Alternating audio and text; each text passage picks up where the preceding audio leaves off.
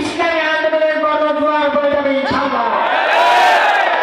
সেই লক্ষ্যে এই কোরআন নাযিলের মাঠে কোরআন অধ্যয়ন করে ইমানের বলে বলিয়ান হয়ে কেন্দ্রের থেকে দায়িত্বশীলদেরকে চিঠি দেওয়া হয়েছে। এই চিঠির আলোকে আমার ব্যক্তিগত জীবন, পারিবারিক জীবন, সামাজিক জীবন, রাষ্ট্রীয় জীবন গঠন করার আহ্বান রাখছে। আপনারা কি রাজি আছেন? 17 রমজান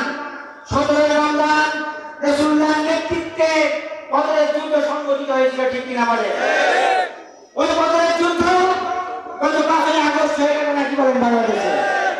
সামনে আমাদের দেখেন রোজার ইজ্জত রক্ষা করার জন্য আল্লাহ তাআলা জান্নাতের দরজাগুলো খুলে দিল আর জাহান্নামের দরজা সব বন্ধ করে দেওয়া হয়েছে, ঠিক কিনা বলে?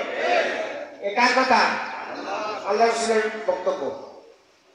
সম্মানিত ভাইসব, আমার দেশে 95% মুসলিম মুসলমান বসবাস করি, ঠিক কিনা বলে? এত পার্সেন্ট মুসলমান বসবাস করার পরেও আমরা বাংলাদেশের মদের দোকানগুলো বন্ধ রাখতে পারি না, পারি? আমরা পরিবার বন্ধ রাখতে পারি না।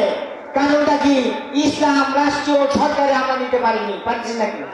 এই জন্য আমরা আগামী দিনে আমাদের আসন থেকে আমাদের সম্মানিত মেহমান প্রার্থীকে বিপুল ভোটের আমাদের পাশ করিয়ে আমাদের প্রিয় নেতা ডাক্তার শফিকুর রহমান আমির আমাদের হাতকে শক্তিশালী করবেন ইনশাআল্লাহ।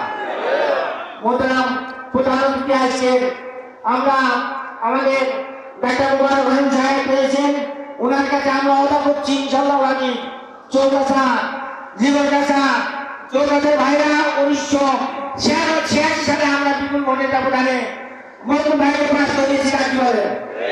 2001 সালে বিপুল ভোটের ব্যবধানে মাহদিস আবু সাইদ ভাইকে আমরা পাশ করিয়েছিলাম এবং ইনশাআল্লাহ রাজি আমরা কথা দিচ্ছি প্রধান অতিথি আজকে সম্মেলনে আমরা কথা দিচ্ছি আগামী দিনে যখন যে প্রেক্ষাপটে জাতীয় নির্বাচন হবে সেই নির্বাচনে আমরা আমাদের জীবন বাজি রেখে আমাদের আসন থেকে আপনার প্রার্থীকে বিপুল ভোটের ব্যবধানে পাশ করবেন ইনশাআল্লাহ।